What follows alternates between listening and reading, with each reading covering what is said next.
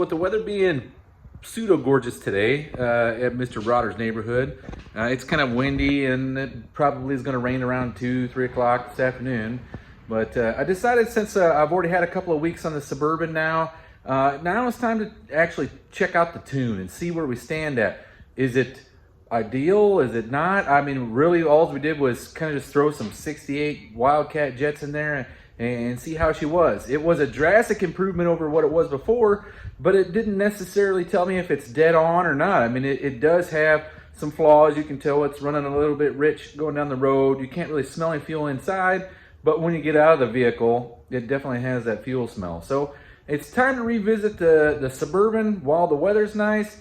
Maybe we can get the carburetor torn off and swap some jets. But first thing we're going to do is look at the plugs. How are they looking? So we're going to pull the number 1 plug out and check it out and see how it actually looks. Give me just a second. We'll rip her out and then check it out. Okay, so maybe I was a bit wrong. I don't know if she's a bit lean. She looks like, or I mean, she's a bit rich. It looks like she might be a little bit lean. And this may be something that I could easily do with just a little bit of tuning on the carburetor. There you go. It can actually focus now. So if you look, it's still very white. It probably could go up in some more fuel, and but it does look like, if you look at the electrode, I don't know if this thing is going to focus or what, you can see it's burning to the back of the strap. Okay, so now that it doesn't have a background to focus on, you can see it looks pretty white to me. There is a little bit of tan coloring on the ceramic, but I figured it was actually pig rich is what I was assuming. But it looks to be lean, so we can probably add in a little bit more fuel, and I'll do that with the adjustable part throttle, and then we'll try playing with the once we get the air fuel mixture correct, see what a little bit of secondary does to this thing. So I might add in some secondaries in it, see what really happens there. So bear with me, and we'll play with it a little bit more today. Okay, so after driving it a couple of weeks, we have already kind of played with the adjustable part throttle. Now on a 75 and later Quadrajet, this is where your adjustable part throttle screw is at. On a regular carburetor, this is not accessible. So this is normally just an aluminum plug that's fitted here in the top. It's directly over the adjustable part throttle. And the smart thing to do is just knock it out and then tap it for, I think it's an 827 pipe plug, right? And that way, without having to disassemble the carburetor, you can adjust that adjustable part throttle. Now, there is a procedure in this, in Cliff Ruggles' book, about adjusting this tip in. But the biggest one I found is just go out and drive it. It's a huge one. It'll tell you everything you need to know, especially looking at your basic things, your plugs and stuff like that. But so really what I've done here is, originally it was 3 turns up, and it was so rich that it was a little bit fat and blubbery, and it responded well when I went down in with the adjustable part throttle screw. What that does is that the adjustable part throttle limits how far the metering rods can go down in the jets on the 75 and later carburetors. Now this one's the 78. The 75 doesn't necessarily have this adjustable part throttle. It has its own part throttle with a third primary jet is really what it is, kind of, I guess. And it works on the same principle, but well, kind of the similar principle. It does control how far up and down the power piston travels. But it'd be a 76 and later, are set to a specific height, okay? And every time I turned this thing down, it got better. So until it actually reached the bottom. So what I'm trying to do now is, I believe it to be bottomed out. That means your power piston moves all the way down to the bottom of its travel. Okay, so let's see where it's at. Okay, it was a 1/4 of a turn from bottomed out. So what I'm going to do is, I'm just going to adjust it a 1/4 of a turn up, And really what I do, that's why I like this screwdriver. I just made this screwdriver to attach to the adjustable part throttle. It's just a regular screwdriver with the end cut off, and then it's slotted. So it fits down over that adjustable part throttle. But since it has a square handle, it tells you exactly everything in quarters, right? So right now, we're 1/4 up. So if you turn it this way, now it's bottomed out. You go back your quarter, that's where we were at. And then to add another quarter, you just split the difference on the quarter handle, or on the square handle. So there's a 1/4 up. Now, once that's adjusted, I think if it's rich when you get out of the vehicle and it smells like it's rich, it might be that I have the screws on the base plate for the idle air mixture completely wrong. And that could be the case because I adjusted it when this adjustable part throttle was essentially at its 3 turns. Okay, so it may need another adjustment. And to do that, you want to make sure the vehicle's warmed up and operating. I haven't done anything with it today. It's been sitting all night since I drove it to Tony's for the live, for the Tech Talk Live last night. But I do know the secondary air door appears to come open a little easy. So I'm going to tighten it up a little bit and see if there's a little bit better, I guess, a little bit more tension if it changes really anything. But I think we're kind of on the track of finding where we're going to be at with this Suburban. So stand by and we'll make a few more adjustments and I'll videotape them so you see how it goes. Okay, so the next thing I'm going to do, like I said, the secondary air door felt like it was coming open a little bit early, and you could tell when you get in there on the throttle, you'd hear the secondaries open and you weren't really doing much. I mean, just running the regular road speed, the secondary shouldn't be coming open unless you're really into the thing. So I'm going to try to open it up, I'm going to try to tighten it up and see if it has a little bit better of a reaction then. A little bit more delayed, but you feel the power come on, and it shouldn't be when you're just cruising down the road. So all you're going to need for this is a 3/32 Allen key and a standard screwdriver, small one. Okay, and you're going to access the secondary air flap doors. There is a screw down here at the bottom.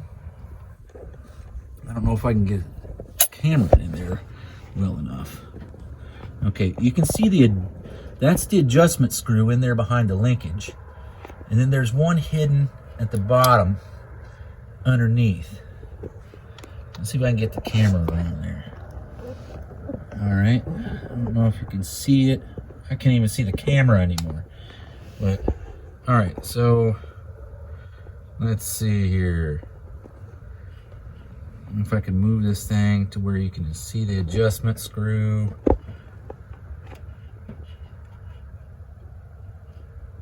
All right. Well, okay, the adjustment screw you can actually see through here, right? That's it right there behind the linkage. The set screw that locks it all into place is down here behind the linkage. You gotta move the secondary air door, and then you can feel it. I can't quite get it on the camera because of the angle that it's at, and everything seems to be in the way. You can see it right here. Okay, it's directly behind the linkage, and it's a 3/32 Allen. But when you loosen it up, here, let me get the choke pull off out of the way, and you can see that adjustment screw. There's your adjustment screw, and it's not really a screw, it's just a fitting that's in there, and then the lock at the bottom with the Allen head on it locks it into place. Now when you back that lock off, you want to have a screwdriver on the end of this adjustment screw because it is under tension. It's a spring inside there that operates the secondary air doors, and if you don't hold a screwdriver on that while you take the lock loose, it will spin back. So what I found is the easiest way to do it is that you would mark where that screw's at, and then all you're trying to do is adjust it a little bit more clockwise to put some more tension on it to open the door a little bit later. Okay, so give me a few minutes and I'll get that adjusted. Okay, so the next thing I just did was If you remember, the original calibration of the carburetor when I first put it together was for a 68 Wildcat, which called for these AY secondary metering rods. What has worked better in the past with the carburetor, and wide open throttle, it always ran really good. It just never really did much at part throttle. So I just changed the secondary metering rods out of the truck with, all you do is you pull this one small screw off, pull the hanger out, and your secondary metering rods are on that hanger. I just changed it to the next size up that I had, which was a CD metering rod, which had worked better in the past. We'll see what happens now. If you don't have a box like this with just Q-Jet secondary metering rods and all kinds of hangers and stuff, you might be in a world of hurt. But since I got quite a bit of things squirreled away over the past few years, it's helped out a lot. So now I got to start it up and let it run and idle and build up heat, and then we'll throw a vacuum gauge on it and we'll readjust those the idle mixture screws. Okay, now she's been running for about 5 minutes or so. I'm gonna go in and check the temperature, make sure it's up to temp. It's got a 180-degree thermostat in it, so we're sitting around just about 180. So the next indication should be, it should be blowing warm air from the fan, and it is. The radiator hose is starting to get warm, so now we're just gonna knock it off the high idle cam.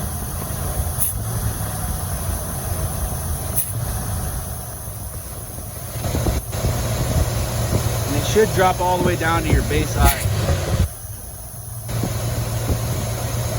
And that would mean the choke is warm enough that the engine's fairly warmed up.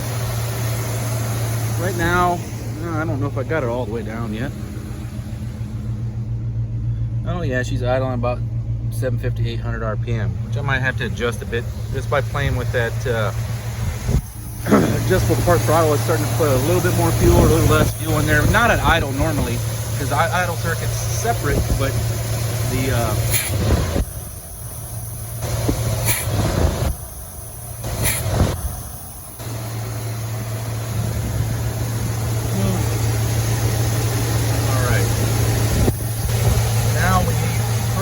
grab our screwdriver.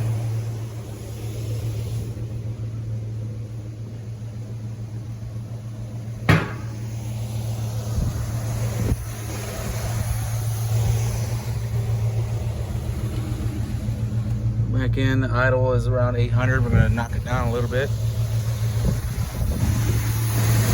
Get it down to about 750.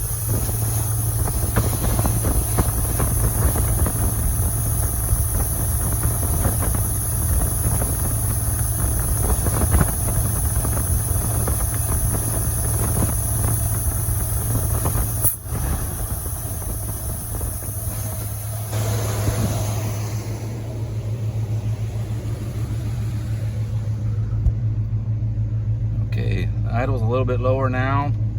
It's a little bit more adjusted.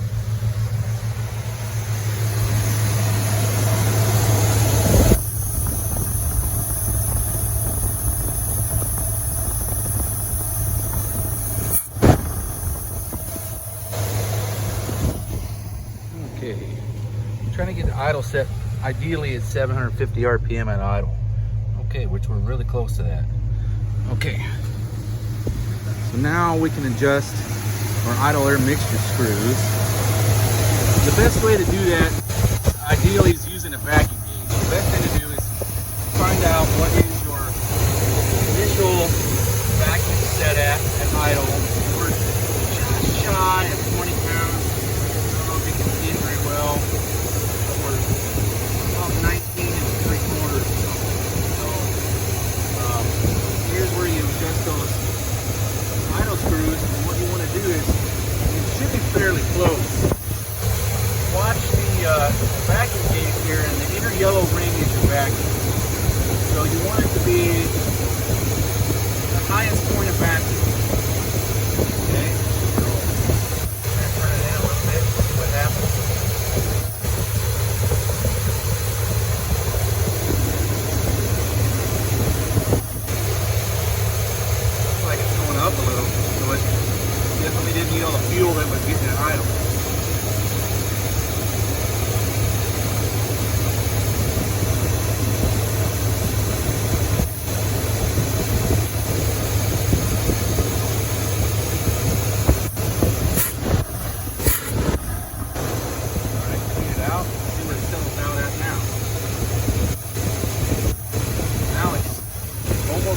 20. It's like literally sitting just a hair below 20. So it has improved a little bit.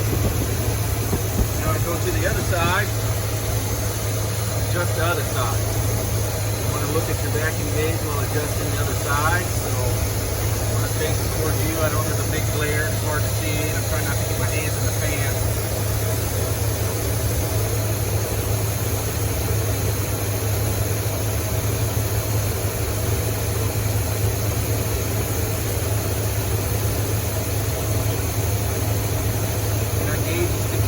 Up now, so as I take fuel out, the gauge is going up.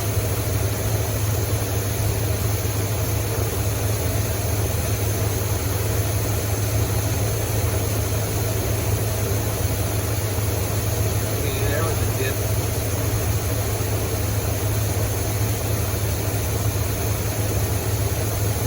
Now you can hear the motor start to get a little bit rougher.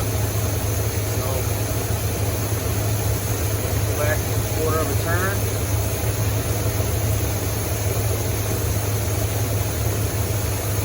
Alright, so a half a turn maybe. That seems ideal right there. Bring it out. When the gauge steps out.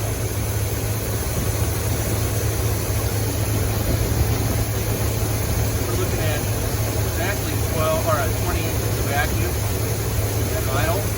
Let's see what our idle speed is, because if the idle speed's a little high or a little low now, it might need to be readjusted, because this all works in order, and you have to continue to kind of balance this whole thing. Once you balance it, it stays there for quite a while and you don't really have to mess with much. All right, so we're a little high.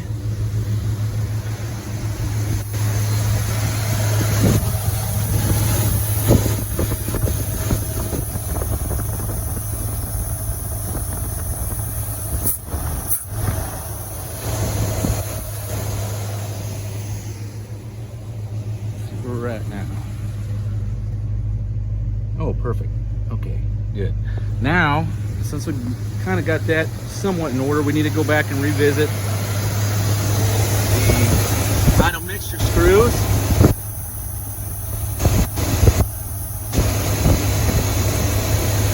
And our vacuum is slightly dropped off only because we decreased the idle on the engine just a bit. I'm going to turn in this driver's side a little bit, see what happens. Watch the gauge.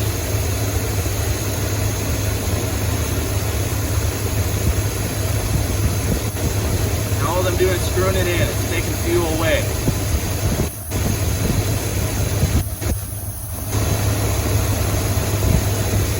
Alright, so it's going down now.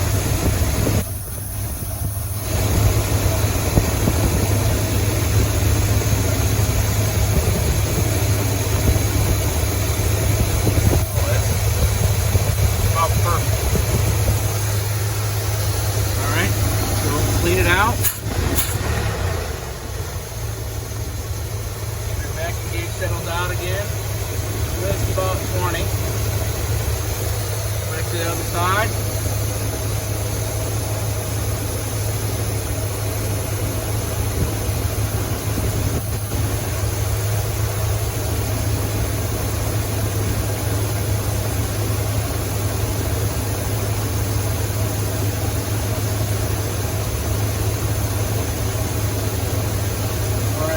Good there.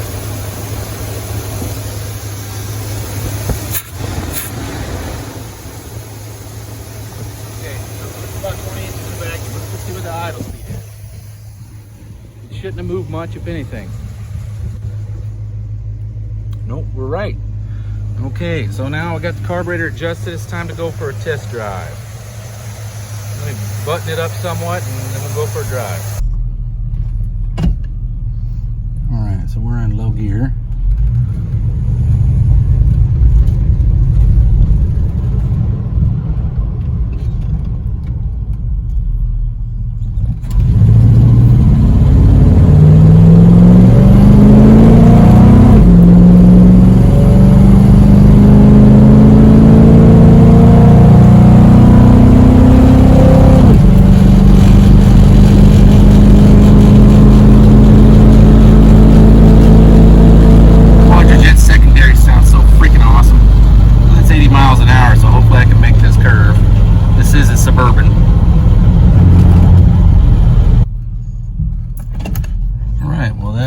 that's gonna be it for today. I'm actually pretty impressed. It does run a lot better. Well, not a lot better, but there's definite improvements over throttle response. Still a little doggy off the line, and I'm thinking that maybe that might be the timing's not coming in fast enough. I'll have to check it out. So that's it for today. I'll have to put the air cleaner back on, and I'll see you all tomorrow.